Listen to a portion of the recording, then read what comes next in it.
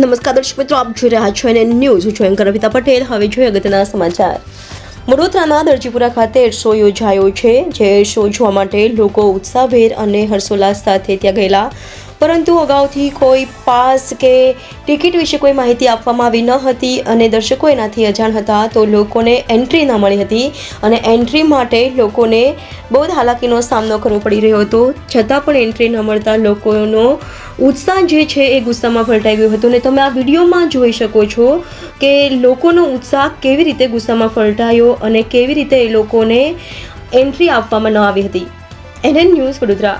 દર્શક મિત્રો, એનએન ન્યૂઝને લાઇક, શેર, સબસ્ક્રાઇબ કરો, બેલ આઇકન પ્રેસ કરો, જેથી આપને નોટિફિકેશન્સ મળતી રહે. आप किए जाता हो बात कैसे निकलना वो तो बताओ आप, तो हम निकाले ना.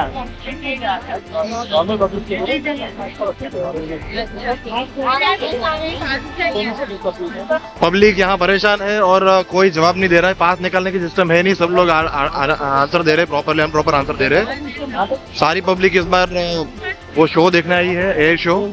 बट आप देख रहे होंगे यहाँ पे कोई किसी का भी हेल्प नहीं हो रही है और यहाँ से सिक्योरिटी भी किसी से बराबर बात नहीं कर रही. आप देख रहे होंगे काफी एग्रेसिवली बात कर रहे हैं सबसे.